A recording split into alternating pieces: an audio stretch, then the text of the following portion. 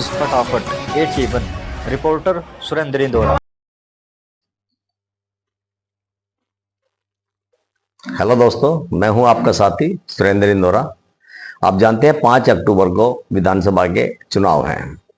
चुनाव में टिकट वितरण के बाद से ही पार्टियों में बगावत शुरू हो गई है, चाहे कांग्रेस की बात हो चाहे भारतीय जनता पार्टी की बात हो। अब आम आदमी पार्टी में भी हम बगावती सुर नेताओं के देख रहे हैं। रेवाड़ी में संजय शर्मा बनाम आम आदमी पार्टी, मतलब रेवाड़ी में अगर मैं सही सोच रहा हूं तो संजय शर्मा ने रेवाड़ी में आम आदमी पार्टी की नींव रखी है, लेकिन संजय शर्मा ने निर्दलीय आवेदन किया है। उसी विषय में हम बात करते हैं। संजय शर्मा जी हमारे साथ है। संजय जी, आपका स्वागत है हमारे चैनल में। आम आम आदमी पार्टी के आप लगभग फाउंडर मेंबर रहे हैं, बावजूद इसके आप निर्दलीय आपने नॉमिनेशन किया है, उसका कारण क्या है, जरा थोड़ा बताएंगे दर्शकों को। सर, चुनाव प्रक्रिया काफी खर्चीली है, काफी जटिल है, हम भी समझते हैं। तो पार्टी ने कैंडिडेट सिलेक्शन में, हालांकि हमने पार्टी के प्रदेश अध्यक्ष थे, जो बड़े पदाधिकारी थे, उन सभी को कहा हुआ था कि हम भी चुनाव की तैयारियां कर रहे हैं। और मैंने इतना भी बता दिया कि इतना सीधा साधारण सा बजट है जो इतना अच्छे उस तरीके से हम चुनाव लड़ सकते हैं, इतना मैंने इंतजाम थोड़ा बहुत किया है अपनी प्रॉपर्टी वगैरह सेल करके, जैसे कि। तो उन्होंने कि ठीक, मैंने कि टिकट दे रहे हो नहीं दे रहे हो बताना जी, ताकि वो जल्दी से उसी हिसाब से तैयारी कर ले। तो उन्होंने हाँ ठीक है बता देंगे। फिर लास्ट के 3 दिन उठाया नहीं फोन उन्होंने। अब हमें किसी और के थ्रू मालूम हुआ कि भाई सतीश यादव जी को टिकट मिल गई। टिकट मिल भी जाती कोई बात नहीं, लेकिन हमसे कम से कम बातचीत तो करते, विश्वास लेते, भाई कोई बात नहीं संजय भाई तुम्हारे पास इतना नहीं है, वो उसको दे देते, ये बात है वो बात है, हम मान जाते। क्योंकि हमें भी पता है भाई हमारा इतना जनाधार नहीं, पैसे नहीं, वो नहीं, कई चीजें, वो सब साधन नहीं जुटा पाते। तो लेकिन पार्टी ने अनदेखी कर दी, पूछा नहीं, तो ये चीजें दिल में ठेस लगी, ये मैं बर्दाश्त नहीं कर पाया। मान सम्मान होता है, पार्टी हमें सैलरी देती नहीं है, पार्टी हमें कोई खर्चा नहीं देती, किसी चीज का कुछ नहीं देती, सब कुछ हमने मिलजुल के, जैसे जेब से लगाओ, चाहे आपसी यार दोस्त जानकार कार्यकर्ता जो भी हम मिलजुल के करते थे, उसके बावजूद भी पूछा नहीं ना, ये मैं बर्दाश्त नहीं कर पाया। आत्मसम्मान से बड़ी कोई चीज नहीं होती। और इसलिए हमने सोचा सभी, और ये बागी बगावत शब्द मैं सहमत नहीं हूँ, क्योंकि जनता की समस्याओं को उठाना और जनता के लिए एक रास्ता बदलना कोई बगावत नहीं होती। और संविधान ने हमें निर्दलीय लड़ने की ताकत दी है, अधिकार दिया है बाबा साहब ने। बगावत तो अगर पार्टियों का सिस्टम रहता तो एक निर्धन आदमी या कोई चुनाव नहीं लड़ ही नहीं पाता। जहां तक बगावत की आपने बात की, बगावती सुर की मैं इसीलिए बात कर रहा हूं कि संजय शर्मा आम आदमी पार्टी के नेता थे, और आप निर्दलीय जो चुनाव आवेदन किया है, उसका मतलब ही सीधा ये है कि आप आम आदमी पार्टी के जो निर्णय से संतुष्ट नहीं है। जी, हमारे यही मेरा कहने का उद्देश्य है। ऐसा बगावती सुर हमारे लिए पार्टी बाद में, दल बाद में, देश पहले। तो अभी फिलहाल संजय शर्मा आम आदमी पार्टी का हिस्सा नहीं है। जी नहीं, बिल्कुल मैंने रिजाइन कर दिया है। हाँ। और प्रदेश अध्यक्ष जी को, अन्य पदाधिकारियों को लिखित में मैंने अवगत करवा दिया है। तो आम आदमी पार्टी संजय शर्मा ने छोड़ दी है, तो जो आम आदमी पार्टी के कार्यकर्ता या पदाधिकारी के नाते आपने रेवाड़ी में जितने संगठन बनाए हैं या कार्यकर्ताओं को इकट्ठा किया है, वो आम आदमी पार्टी के साथ है या संजय शर्मा के साथ है? मेरे पास बहुत लोगों के फोन आ रहे हैं, बोल रहे भाई इधर से फोन आया है, बड़े पदाधिकारी आ रहे हैं वहां मीटिंग में, और आपको टिकट नहीं दिया, हमें जाना नहीं जाना है, बताओ। मैंने कि देखो जी, मैं अब आम आदमी पार्टी का हिस्सा नहीं रहा, तो मैं आपको कोई आदेश या कोई सलाह नहीं दे सकता।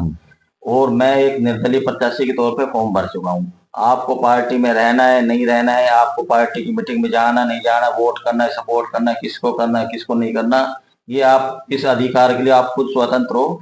मैं आपको कोई बाध्य नहीं कर सकता, ना मेरे को बाध्य करने का कोई अधिकार है, क्योंकि मैं पार्टी का हिस्सा नहीं रहा हूँ। तो आप स्वतंत्र हो, जहां भी जाना चाहो, जो करना चाहो कर दो। और वो पार्टी के कार्यकर्ता सपोर्टर है, वो जिधर जाना चाहे, पार्टी के साथ जाना चाहे या मेरे साथ आना चाहे। हमने पार्टी छोड़ दी है, मुद्दे विचारधारा नहीं छोड़ी। नहीं, संजय शर्मा ने आम आदमी पार्टी के ही माध्यम से लोगों को जोड़ा। तो आज अगर आम आदमी पार्टी के कार्यकर्ता सभी आम आदमी पार्टी के उम्मीदवार के साथ जाते हैं, तो संजय शर्मा के पास में क्या बचता है? एक छोटी सी किस्सा बताता हूँ, 1 मिनट के अंदर। बताइए। एक बच्चा था, एक माँ के, तो एक माँ के बच्चा नहीं था, तो उसने दावा कर दिया कि ये मेरा बच्चा है। ठीक है भाई, तो उसने कोर्ट में गया मामला, ऐसे कोई बड़े लोगों के पास गया, तो उन्होंने कहा भाई ये मेरा है, उन्होंने कहा नहीं मेरा है, जो उसके पास कोई सबूत नहीं। तो बोला भाई ये तो दुविधा हो गई। तो उन्होंने क्या किया जाए, भाई कोई प्रमाणित नहीं कर पा रहा था उन चीजों को, और वो जो झूठी मात थी वो उसका दावा मजबूत खान दिखने लगा जैसे भी था। तो बोले क्या किया जाए, तो उन्होंने ये किया कि भाई ऐसा है, जब साबित नहीं हो पा रहा, ना इसके पास कोई ठोस प्रमाण है ना इनके पास कोई ठोस प्रमाण है, एक काम करो, बच्चे के दो टुकड़े कर दो, एक इसको दे दो एक उसको दे दो। तो वो जो सच्ची माँ थी उसने ये कहा कि भाई रहने दो, ये बच्चा इसी का, ये मेरा नहीं, कम से कम बच्चा जीवित रहेगा, मैं अपना दावा छोड़ रही हूँ। तो मेरे लिए मैंने अपना दावा छोड़ दिया, मैं विचार से पार्टी के साथ हूँ। ठीक है, उनको पार्टी का तमगा मिला हुआ है, वो मिला है, पार्टी के जैसा करना चाहे, मैं तो पार्टी की सोच विचार के साथ हूँ, बस यही। अभी मैंने आपसे सुना है आपके अपनी किसी चैनल की और पार्टियों की तरह पैसों की पार्टी हो गई है, कि कहने का मतलब है कि मैं एक कमजोर आदमी हूं, आर्थिक रूप से मैं कमजोर हूं बेहद, तो शायद मुझ पे इस प्रकार का विश्वास नहीं किया, पार्टी को मजबूत आदमी, पैसे वाला आदमी चाहिए, मजबूत से मतलब आर्थिक रूप से मजबूत है। तो जो झाड़ू जो है इसकी भारतीय आम आदमी पार्टी की, ये कहते हैं कि सफाई कर देंगे, भ्रष्टाचार इस झाड़ू से मिटाएंगे, गंदगी इस झाड़ू से मिटाएंगे।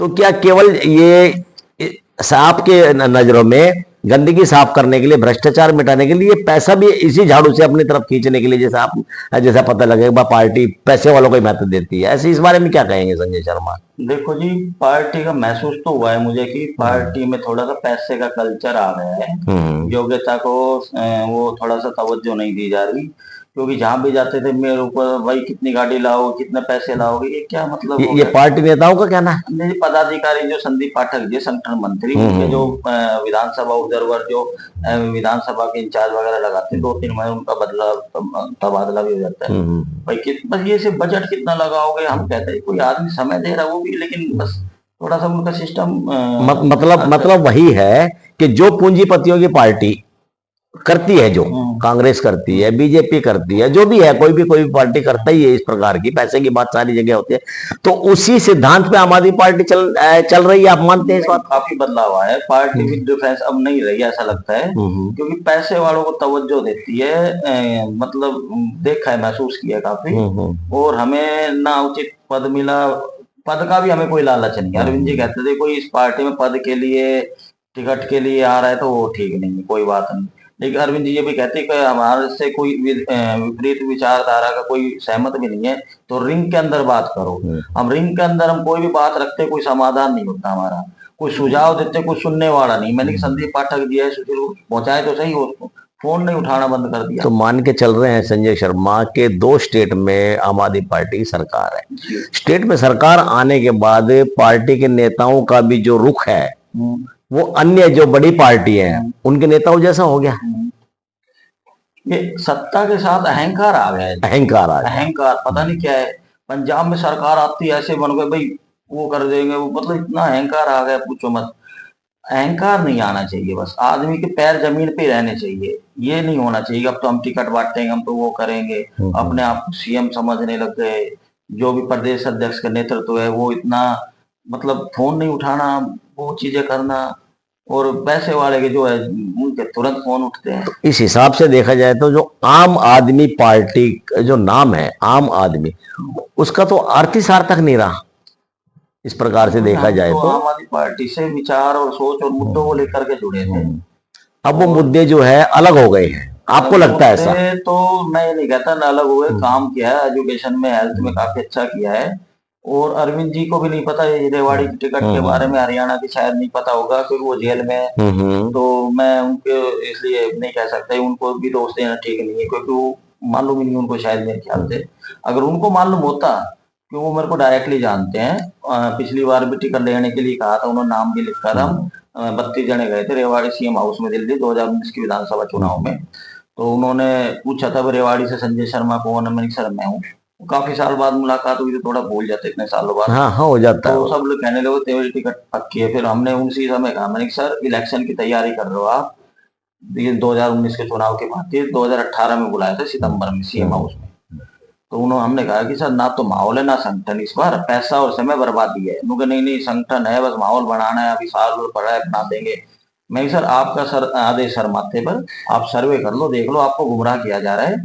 और जबकि मेरा नाम लिख चुके थे, मेरी टिकट भी साल भर का टाइम था, तैयारी भी पूरी हो जाती, तो भी हमने ये कहने की हिम्मत, सच्चाई अरविंद जी के सामने रखी, अरविंद जी से डरे नहीं, सच रखना हमारा। संगठन मजबूत नहीं है अभी फिलहाल। सीएम मानते हैं, नेता भी मानता हूँ मैं अरविंद जी को, लेकिन ये नहीं है कि भी उसको सामने गुमराह कर दे, वो कर दे, अपने नेता को गुमराह करना फिर ये तो गलत चीज हो जाता है। अच्छा अच्छा, चलो, तो अभी आपने सुना संजय शर्मा जी को, इन्होंने बता दिया कि पार्टी से जो इनके विचार जुड़े हुए थे, अच्छे विचार थे, लेकिन पार्टी ने जिस प्रकार से इनके साथ में धोखा किया है, तो ये उनसे अलग होके ही निर्दलीय इन्होंने चुनाव लड़ा है। जी, एक चीज रह गई सर, मैं ये कहना चाहता हूँ कि चुनाव में लोग नेता से किसी भी पार्टी हो चाहे निर्दलीय, वो वायदे कर देते हैं, उन वायदों को कैसे विश्वास किया जाए, वो पूरे होते नहीं, और मतदाता जो है वो छलावा हो जाता है उसके साथ।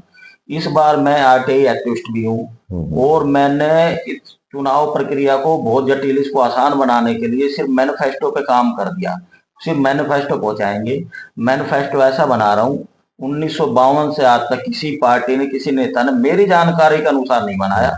हो सकता है मे भी रॉन्ग, में जानकारी गलत भी हो सकती है, गूगल पे भी सर्च किया है, हाई कोर्ट के एडवोकेट से सलाह ली है, विभिन्न डिपार्टमेंट के एक्सपर्ट से सलाह ली है। मैं जो गारंटी, जो वायदे करूंगा 100% फुलफिल करूंगा, और विधायक की का अधिकार और शक्तियों के अनुसार करूंगा, जो उनको अधिकार शक्तियां होती है, झूठा वायदा एक न करूंगा। तो वो चीजें मैं मैनिफेस्टो के ऊपर चुनाव लड़ूंगा। मैनिफेस्टो ऐसा होगा जो वास्तव में एक नई चीज है, एक्सपेरिमेंट है। तो संजय शर्मा इस बार चुनाव नहीं लड़ेगा, मेरा मैनिफेस्टो जो होगा वो चुनाव लड़ेगा, और ऐसा होना भी चाहिए, लोकतंत्र मजबूत होगा। झूठे वायदों का हम करने वालों को हम क्या बिगाड़ लेंगे बताओ।